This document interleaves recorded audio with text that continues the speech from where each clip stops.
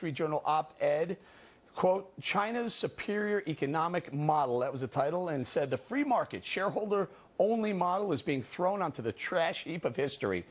Congressman, is free market capitalism, is it dead? Should we declare DOA and grasp a communist model like the Chinese have? Hey, Eric, good to be with you. If it's dead, we're dead. It's the only model. Look, I think the Republicans have an amazing opportunity this election because I live in a district with a lot of rank-and-file union guys, and I have never seen the chasm between where rank-and-file union guys are and where their leadership is as wide as it is now. Rank-and-file union guys, Eric, they were sold a bill of goods 3 years ago. They were told, like all the rest of us were, if we put everything into getting President Obama elected, we are going to all be working, we'll all have great homes, life will be paradise.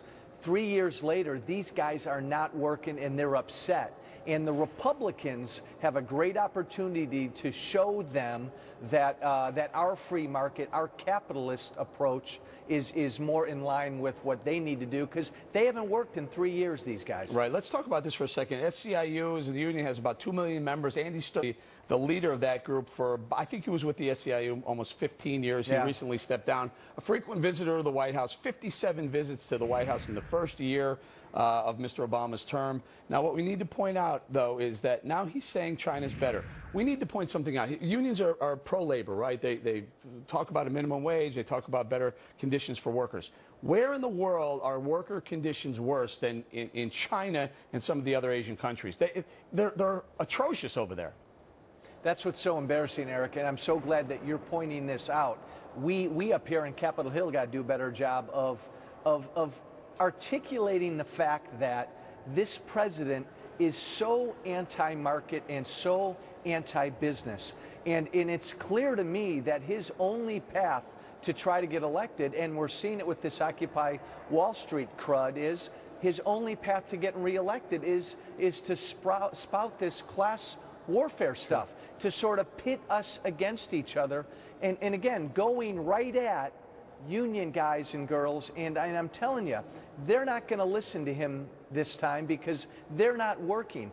They understand, though I don't think their leadership will ever get it, they understand that this president's policies are why they're still out of work. Right. So Obama embraces the unions. He gets quite a huge, handy little sum of money from them every election. So he embraces the unions. The unions are talking about this. It's 99-1, the class warfare that you point out.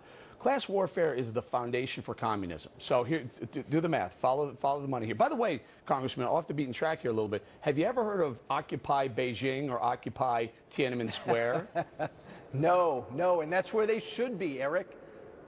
No, they don't. That's where they should be. They should be there, but they're not allowed to do it in China. So SEIU, unions, and having the presidents here, very dangerous, very dangerous. Yeah, last thought. Eric, look, I caught a lot of grief the other week because I said a lot of what these Occupy Wall Street folks are espousing is anti-American.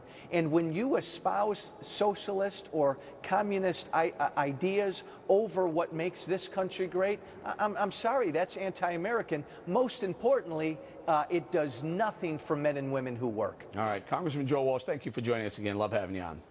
Thanks, Eric. Coming up, Kermit, Miss Piggy, and the Muppets are back on the big screen, but do